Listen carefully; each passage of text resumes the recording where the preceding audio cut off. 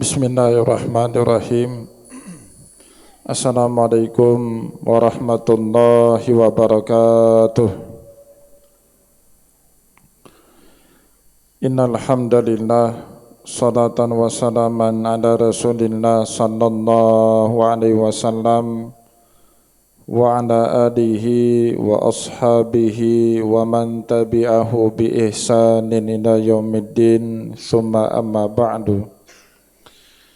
Puji dan syukur senantiasa dan tidak pernah bosan-bosannya kita panjatkan kehadirat Sang Maha Pencipta Allah Subhanahu wa Ta'ala, yang mana dengan limpahan karunia-Nya, rahmat-Nya, hidayah-Nya serta anugerah-Nya kepada kita semua, kita kembali masih diberi kesempatan, kesehatan dan usia panjang oleh Allah untuk sama-sama dan senantiasa mengabdikan diri kita di jalannya dengan menjalankan segala perintahnya dan menjauhi semua larangannya. Salawat diringi salam juga tidak pernah lupa pula kita hanturkan kepada junjungan alam Nabi besar Muhammad sallallahu alaihi wasallam, di mana dengan perjuangan beliau dan para sahabat beliau kita dapat mengenal betapa rahmatan lil alamin ajaran agama Islam sebagaimana yang menjadi keyakinan dan pengetahuan kita bersama.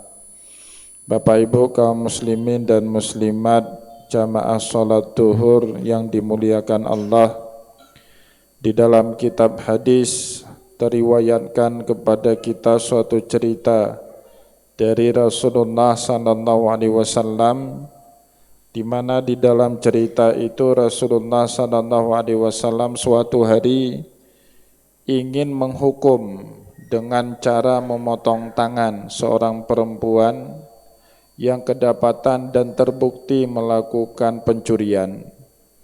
Kebetulan perempuan ini dari Bani Makhzumiyah, salah satu suku bangsawan dari suku Quraisy. Pada saat Rasulullah sallallahu alaihi wasallam hendak mengeksekusi perempuan tadi, tiba-tiba keluarganya datang menghadap bertemu dengan Rasulullah sallallahu alaihi wasallam. Tentu karena ini keluarga bangsawan, yang datang itu tokoh-tokoh semua, termasuk salah seorang di antaranya Usamah bin Zaid radhiyallahu anhu yang kebetulan pada saat itu sudah masuk Islam.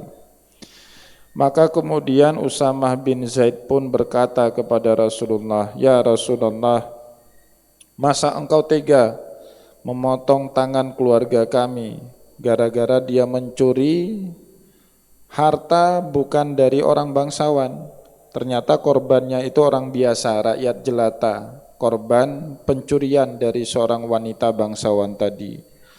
Mendengar sahabatnya Usamah bin Zaid radhiyallahu anhu melakukan politisasi terhadap hukum yang ingin ditegakkan oleh Rasulullah, berusaha menawar dan berdiplomasi dengan hukum yang sudah ditetapkan oleh Allah di dalam Al-Quran, Rasulullah SAW sangat geram. Beliau sangat marah, sehingga Rasulullah menegur Usamah bin Zaid dengan berkata, "Atashfa' fi haddin min hududillah ya Usamah? Apakah kamu mau menawar diriku, meminta syafaat kepada diriku dalam ketentuan yang sudah ditentukan oleh Allah Subhanahu wa Ta'ala?" Kita tahu bersama di dalam Al-Quran Allah sudah menggariskan pencuri itu dipotong tangannya. Wasariku wasariqatu faqata'u aydiyahuma jazaa'an bima kasabana kalam minallah. Maka sebab itulah Rasulullah SAW sangat geram ketika ada sahabat yang berusaha mempolitisasi hukum agama Allah dengan kepentingan kelompoknya. Rasulullah diketahui publik Quraisy pada saat itu sangat berharap jika tokoh-tokoh bangsawan dari Bani Makhzumiyah ini masuk Islam. Tetapi Usamah bin Zaid kemudian menggunakan hal ini untuk menawar kepada Rasulullah, "Ya Rasulullah, lepas kerabat kami, insya Allah nanti akan banyak keluarga-keluarga kami yang lain simpati dengan ajaran Islam dan akan masuk menjadi pengikut dari ajaran agama Allah. Ternyata Rasulullah marah. Rasulullah geram sekali pada saat datang penawaran itu dari Usamah. Rasulullah kemudian bahkan berkata, innama ahlakal ladzina min qablikum idza saraka fihimus syarif tarakuh. Sebab-sebab kehancuran kebinasaan umat terdahulu, jika yang mencurinya bangsawan, pejabat, orang terpandang, tarakuh, dibiarkan, tidak dihukum. Wa idza saraka fihimud dhaif aqama alaihimul hudud. Tetapi sebaliknya, jika yang melanggar, yang melakukan pencurian itu orang lemah, bukan siapa-siapa, maka hukum ditegakkan. Rasulullah SAW kemudian berkata, fawalladzi nafsu Muhammadun biyadih, demi jiwa Muhammad yang ada dalam genggamannya Allah, lau sarakat Fatimatu bintu Muhammadin laqata'a Muhammadun yadaha. Seandainya putriku ini Fatimah, sambil jarinya Rasulullah menunjuk ke arah putrinya Fatimah. Rasulullah SAW berkata, seandainya putriku ini Fatimah terbukti mencuri, maka aku sendiri Muhammad yang akan memotong tangannya. Oleh sebab itu kaum muslimin dan muslimat yang dimuliakan oleh Allah, supremasi hukum itu menjadi salah satu isu penting yang dibahas oleh para ulama berjilid-jilid di dalam kitab mereka. Bahkan di dalam kitab Ahkamus Sultaniyah, kitab yang berbicara tentang politik di dalam Islam, dikarang oleh Imam Mawardi. Begitu juga kitab As-Siyasah Asy-Syar'iyyah fi Maslahatir Ra'i war Ra'iyah yang dikarang oleh Imam Ibnu Taimiyah. Berkata para ulama itu adil dan mampu mewujudkan keadilan di tengah masyarakat, salah satu syarat utama bagi kita umat Islam dalam memilih seorang pemimpin.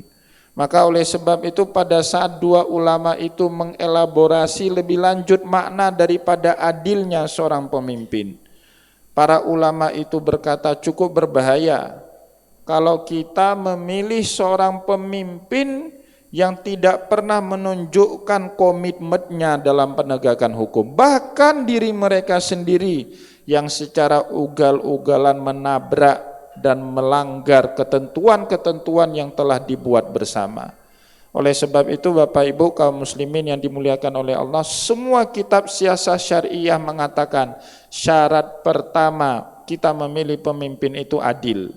Sebab itulah Rasulullah SAW berkata di dalam suatu hadis sahih, ada di dalam Sahih Bukhari dan Muslim, Rasulullah SAW bersabda, sab'atun yuzilluhumullahu fi zillihi la zilla illa zilluh.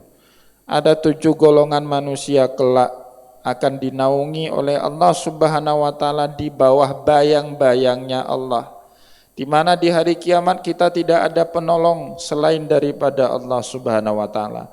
Dari 7 kelompok manusia yang disebut oleh Rasulullah di dalam hadis tadi, orang yang pertama disebut sama Nabi itu imamun adil, imam yang bisa mewujudkan keadilan di tengah masyarakat, baik dalam penegakan hukum dan juga keadilan sosial, sehingga pembangunan itu tidak hanya dirasakan oleh segelintir orang, tapi juga bisa dirasakan manfaatnya oleh semua orang. Maka oleh sebab itu Bapak Ibu kaum muslimin dan muslimat yang dimuliakan oleh Allah, tidak sampai 1 bulan lagi, hanya dalam hitungan beberapa minggu saja kita akan memilih seorang pemimpin. Dan yang harus kita ingat, memilih pemimpin di dalam agama Islam bukan sebatas hak. Mungkin dalam ilmu demokrasi memberikan suara, memilih seorang pemimpin itu adalah hak.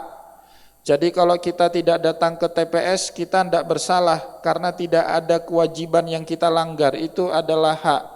Mau diberi alhamdulillah, mau golput ya tidak apa-apa, itu di dalam ilmu demokrasi. Tetapi dalam ajaran agama Islam memilih pemimpin itu kewajiban, bukan hak. Mana buktinya? Allah Subhanahu wa taala firman dalam Al-Qur'an surat An-Nisa ayat 58, innallaha ya'murukum an tu'addul amanati ila ahliha. Allah memerintahkan kalian semua. Allah memerintahkan Rasulullah, Allah memerintahkan para sahabat, Allah memerintahkan saya, Allah memerintahkan Bapak Ibu semua untuk menyerahkan amanah kepada mereka yang ahli untuk memangku amanah tersebut. Maka Bapak Ibu, jika kita tidak menjalankan kewajiban, hukumnya berdosa. Sebagaimana kita wajib menunaikan zakat. Kalau kita tidak tunaikan zakat, hukumnya dosa. Berbeda dengan orang yang berhak menerima zakat, fakir miskin misalnya. Mereka tidak wajib zakat, cuman wajib menerima zakat. Kalau mereka tidak mau menerima ya tidak apa-apa. Tetapi kita yang wajib mengeluarkan zakat hukumnya berdosa kalau tidak kita keluarkan zakat. Sebagaimana juga kita berdosa kalau nanti kita tidak berkenan memilih pemimpin yang sesuai dengan kriteria yang telah ditetapkan oleh Rasulullah sallallahu alaihi wasallam. Salah satu dari kriteria itu adalah imamun adil, pemimpin yang adil, latar belakangnya tidak pernah menabrak hukum dan konstitusi. Insya Allah juga dia akan menghormati supremasi dan penegakan hukum, sehingga dia juga bisa bersikap adil kepada rakyatnya kelak. Semoga apa yang kita sampaikan pada kesempatan hari ini bisa menjadi pedoman bagi kita saat kita memilih pemimpin kelak, baik di legislatif maupun di eksekutif pada tanggal 14 Februari nanti. Semoga ada manfaatnya. Saya mohon maaf jika ada yang tidak berkenan. Wallahu muwaffiq ila aqwamit thariq wa nasrun minallah fatun karib. Wassalamualaikum warahmatullahi wabarakatuh.